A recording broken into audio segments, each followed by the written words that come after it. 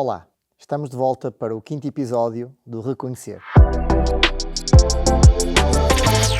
Continuamos a nossa série de entrevistas aos nossos colegas da IK Industry, onde falamos de diversidade e de talentos, onde queremos conhecer e reconhecer pessoas que dão o seu melhor todos os dias e que são um exemplo da nossa cultura e valores IKEA. Hoje temos connosco o nosso colega Daniel Adjei. O Daniel tem 29 anos, é natural de Obuasi, no Ghana, e atualmente vive em Paços de Ferreira. Está cá em Portugal desde 2014. Foi seu talento que o trouxe para cá, porque, segundo ouvimos dizer, o Daniel tem muito talento para o futebol, sendo o dono de um pé esquerdo de invejar. Vamos saber mais sobre este talento do Daniel e sobre os seus caminhos, na empresa e na vida. Olá Daniel, bem-vindo ao nosso programa, o Reconhecer, e obrigado por teres aceito o convite para estares cá connosco hoje. Foi muito prazer também de ser convidado. Vamos, começar pelo princípio e voltar às tuas origens, né? Portanto, tu és natural do Ghana. Sim, senhor. Fala-nos um bocadinho sobre como é que foi a tua infância. A minha infância... Começaste logo com o futebol começou desde cedo na tua vida? Eu acho que eu nasci a jogar futebol, eu ia para a escola desde a criança e gostava sempre de jogar futebol. Quando tivemos em pausa para ir, a qualquer coisa que eu fazia era futebol. Fim de semana, eu às vezes saía a casa de manhã e eu ia na rua e eu às vezes só voltava à noite. Minha mãe andava atrás de me procurar e andava-me a procurar em todos os campos que eu podia, porque é aí que eu podia estar, era o futebol. Então acho que o futebol comecei a jogar desde pequenino e foi sempre assim, até começar a entrar nos clubes. Começaste a jogar assim mais a sério, com que idade? Comecei a jogar mais a sério com 11, 12 anos. 11, 12 anos já estava a jogar competição. E eu jogava com uma pessoa maior que eu, mas jogava. É pelo que falávamos antes de começarmos a gravar. Tu tinhas dito que, entretanto, deixaste os teus pais também desde cedo, não é? Foste para a capital para jogar em outros clubes. Sim. Eu deixei meus pais 9, 10 anos. Deixei eles. Foi aí que eu fui para a capital, porque foi um clube que me convidou para ir. Meu pai aceitou. Agora a minha mãe, já sabe, não deixava para ir. Mas acabaria. Depois, pronto, lá na capital, já sabe, não conhecia ninguém. A vida era complicada, porque víamos, era 5 pessoas para ir. Era complicado, a nível de dormir e comer. E acho que alguém foi passar uma informação aos meus pais, a dizer que é isso que estamos. E outros, os pais conseguiram convencer para ir embora. Mas eu não, porque eu só via futebol na minha frente. Seja o que passava lá, não queria saber. O problema era a minha mãe. E ouvir isso, que era isso que estávamos a passar, gostava muito, já sabe? Ela queria que eu voltava, mas eu não queria. Eu gostava de jogar futebol, então não fui para trás. Foi sempre para frente, seja difícil, seja o que eu fui para frente. Depois tinha aquele clube a jogar competição e eu tinha depois 12 anos, 12, sim, 11, 12 por aí. Eu andava na escola e jogava este clube pequeninos. Pronto, mas o que eles davam era comida e dormir. Mas mesmo assim às vezes é um bocadinho complicado porque este clube em casa às vezes não tem muito financeiro para controlar as coisas. Se andar nisso até eu conseguir ir para a academia com 14, 15 anos por aí, conseguir ir para a academia. Fiquei lá, não sei se 5 anos, qualquer coisa, depois viajava, já fui à França, até joguei o torneio com Boa Vista numa final. Uma final, até perdi nesta final. Chorei muito. Era o primeiro torneio na Europa, estávamos bem, mas no final, no último minuto, perdemos com Boa Vista. Depois do torneio voltámos para a academia e andámos na escola e a treinar para ver onde nosso futuro chegava. Mas sempre com a escola em paralelo, não é? Sempre a estudar e a Sempre jogar a estudar na academia. e nós na academia, que era o nosso dia a dia. De manhã temos o almoço e depois do almoço íamos para o treino. Depois do treino íamos para aulas. Depois do aulas tínhamos treino à tarde. Às vezes temos folga, depende do plano. E depois, normalmente, na equipa sub-17, acho que jogava na quarta-feira. E na equipa de CNEs, jogava na segunda liga. Então jogava no domingos. É. Então era assim o nosso dia a dia. Depois sair da escola, o almoço. O almoço, treino. Era todos os dias assim. O gajo tem que acordar nas horas porque está-se a viver sempre com as horas. Tem que cumprir. Sempre as rotinas direitinhas. Exatamente. E tinhas partilhado também connosco que tinhas tido a oportunidade também de viajar para outros países, tinhas ido inclusive à Áustria, não é? Sim, Chegaste a prestar provas no Salzburgo, não é? Sim, por acaso eu estive no Salzburgo e fui com alguns amigos, éramos 5 ou 6 por aí. E quando fomos, porque eles na altura nós estávamos a fazer muito bem, foi quando fomos para a França. E eles viu nós a jogar, escolheu alguns jogadores para nós vir, porque era o Salzburgo que tomava conta daquela. O Red Bull era o Red Bull Ghana, mas quase tudo era o Red Bull Salzburgo. Red Bull Salzburgo. Exatamente. Então eles têm que vender jogadores daí para o Salzburgo. Então convidou estes jogadores para ver porque já tinha visto nós a jogar. Mas o azar, estivemos lá com meus amigos depois do teste, era 5 dias, uma semana de teste. Teste de cérebro, salto, coração, fizesse isso uma semana. No último dia era um teste de sprint, mas como o clima estava mais frio, não estávamos habituados, não aquecemos muito bem. Corro o primeiro sprint e eles tinham-me dito que eu tinha bater o recorde de jogador mais rápido de lá. Que já. E também à altura estava lá o Mané, Sadio Mané. Sim. Quando viu isso, uma criança ouviu isso, ficou tudo contente. Acho que não dei o meu máximo, acho que eu podia fazer mais. Então queria dar mais, puxou e rasgou minhas pernas atrás, o músculo. Estive lá a fazer algum tratamento, depois já sabe que o músculo demora muito tempo e tem que voltar outra vez para Gana. Voltei, depois andar por ali, com a idade a crescer, toda a gente quer ir para cima, um clube, um empresário quer me comprar, comprou e quer me vender para outros clubes. Fui para a República Checa, também acho que as condições não eram melhor para o meu empresário, voltei para Gana. Aí é que receber este convite para vir para Portugal. E aí também estava à espera. Por aí apareceu um empresário, ainda de vir para Santa Clara, que é eles que deu-me o convite para Portugal. Bem, uma empresária, acho que estava em interesse, e é na hora, enquanto estávamos à espera de Santa Clara para dar green light para nós vir, o empresário com pressa, porque também já tinha 18, estou aí para 19, e muitas vezes, provavelmente, eles estão com pressa para eu vir. Foi um dia para o outro, fui treinar. Eu à noite, a chegar a casa, acho que o empresário estava no campo, tinha-me visto, dizia, olha, vais arrumar as tuas coisas, tu vai para Portugal. E eu vou para Portugal um momento para o outro, não tenho nada arrumado. Arrumei algumas coisas, à noite tomei banho e fui para o aeroporto, vim para Portugal. Isto em 2014, não é? E na altura entraste em Portugal pela porta do Vila Real, não é? Foi. Como é que foi a tua integração? Como é que foi assim a tua chegada a Portugal? Como é que foi a integração no clube? Como é que correu? Por acaso, sentia-me um bocadinho estranho. Porque, como é que eu disse, não vinha preparado. Cheguei no aeroporto porque eu acho que nem levei nada. Se eu tinha dinheiro a algum sítio, eu não tinha tempo para ir buscar sequer. Porque foi assim de nada. E depois cheguei no aeroporto, tinha uma senhora que veio comigo da Gana, era portuguesa, e ela que me ajudou a maneira de comer e isso tudo, e ela que me ajudou. Só que depois, quando chegamos no sítio onde saía a mala, eu peguei minha mala e estava lá a minha empresária aqui da Gana à minha espera.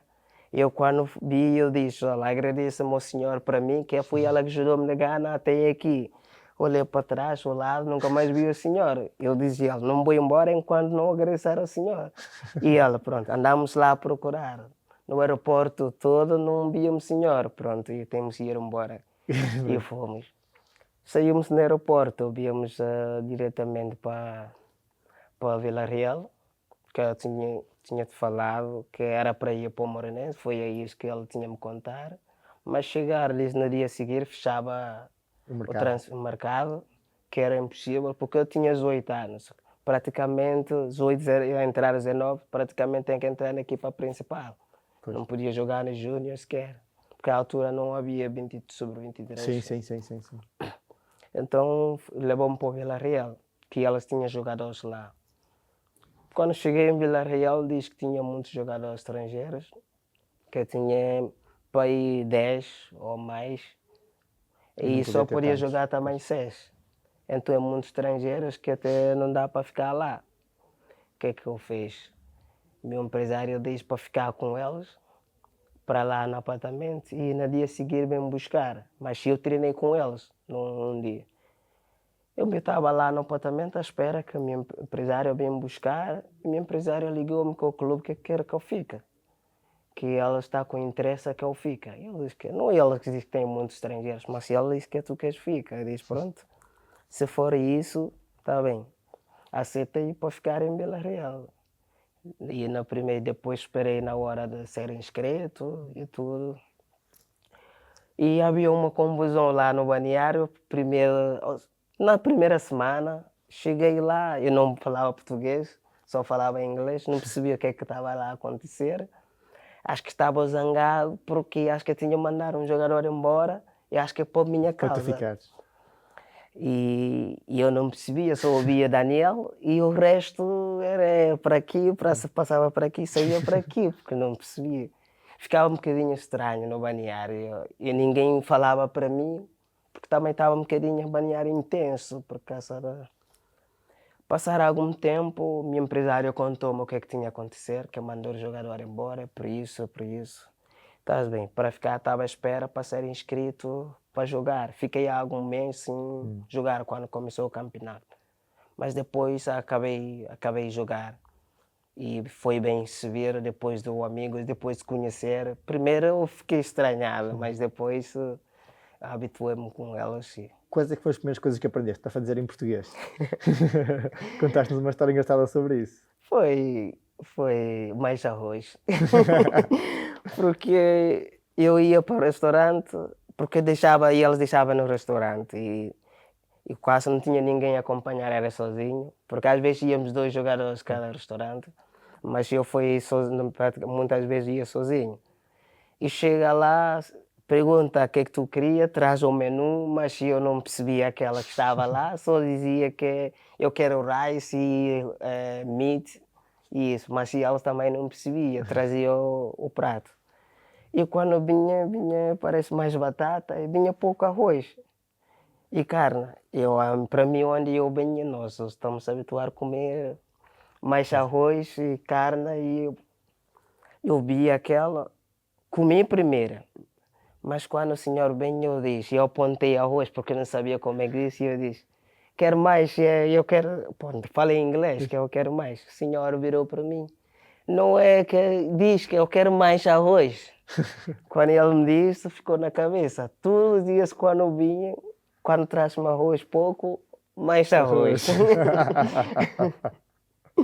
Tinhas dito também, pronto, que acabaram por ser pessoas que foram muito importantes e que te ajudaram na tua integração lá em Vila Real, porque sempre te fizeram sentir bem e tudo o que tu pretendias. Eu tinha alguns amigos, ele era Congo, era Congo. E ela, Búquia. Mas ele não falava português, ele não falava inglês. E ele falava francês e português. Era um gajo engraçado. Mas se ela tentava inventar algo em inglês para perceber como falava em inglês. Eu andava com ele e ela não, o que ela falava eu não percebia. E o que é que eu falava Mas- e ele também não percebia. Mas eu andava atrás Atrás dele e íamos na mesma. Mas pronto, depois dele. tinha brasileiros com nós e tinha uma que chamava Akini. E a Kenny falava inglês. Tinha uma que eu chamava o Inácio, também falava, era o angolano, também falava inglês. Depois de viver lá no apartamento com elas, comecei a conhecer e ela sabia falar inglês.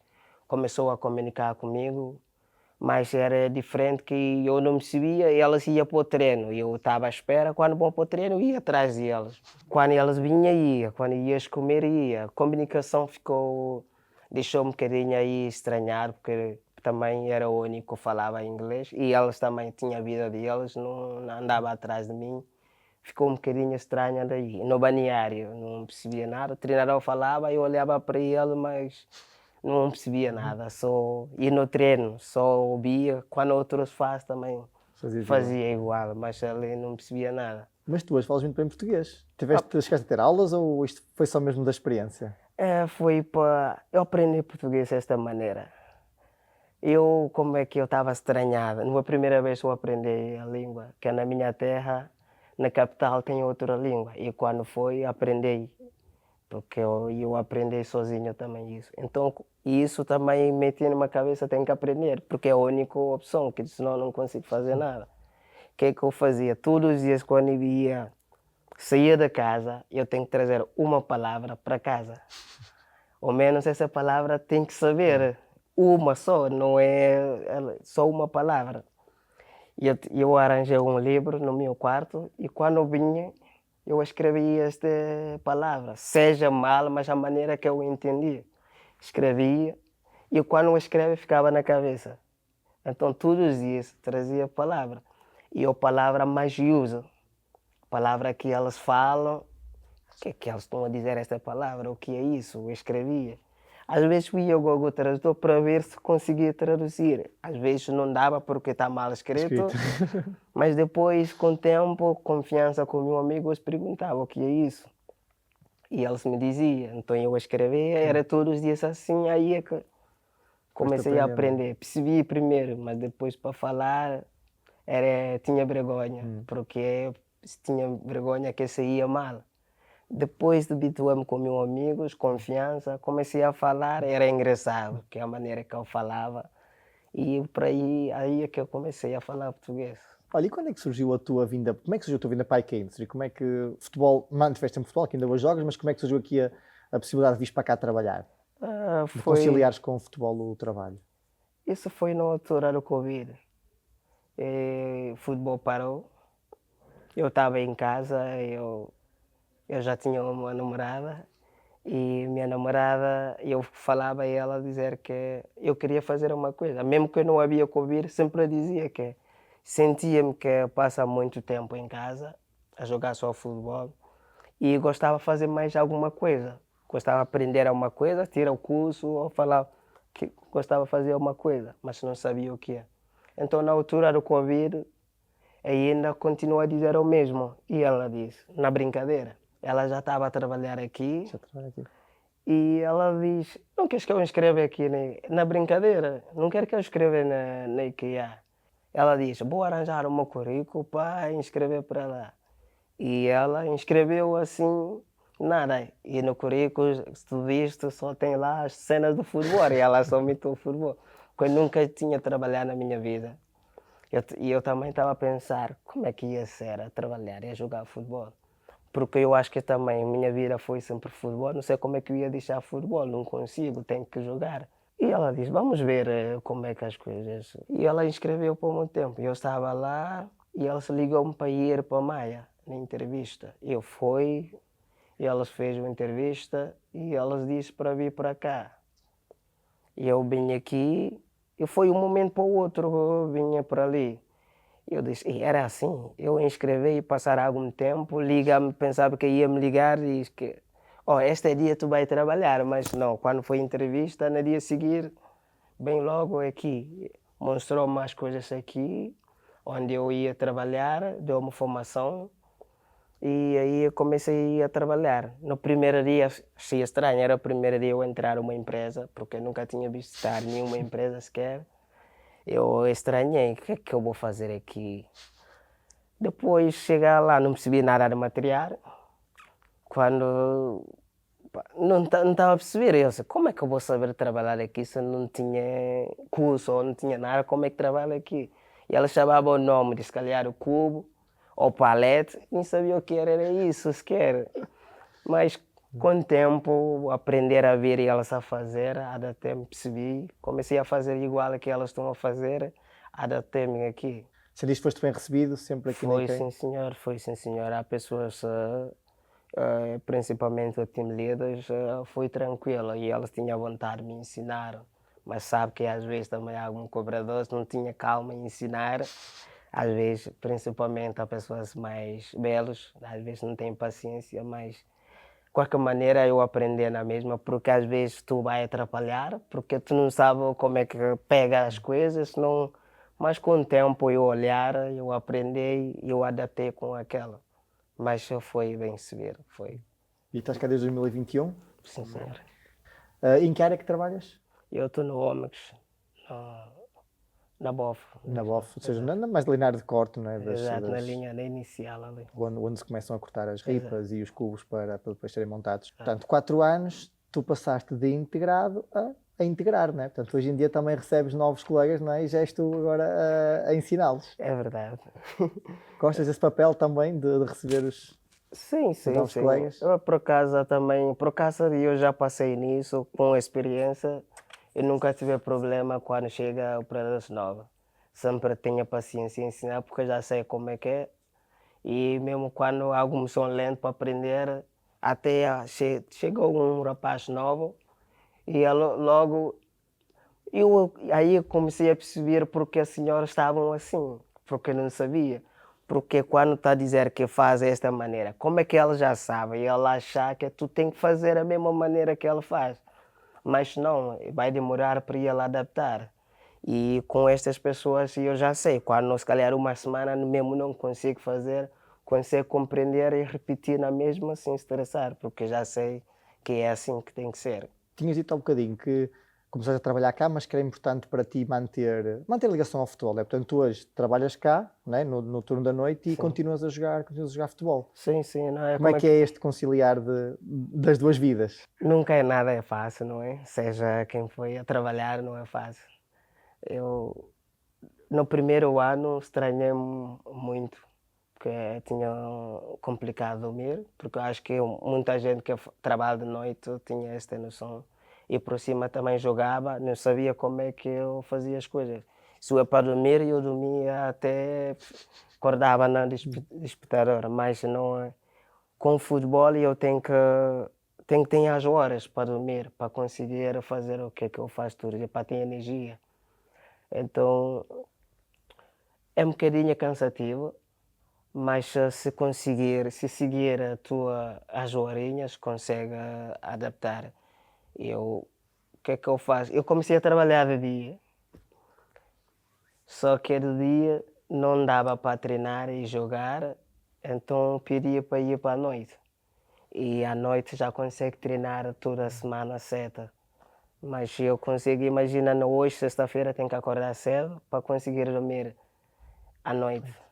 E amanhã tenho que acordar cedo para conseguir dormir para sábado, para domingo, para conseguir ir para o jogo domingo.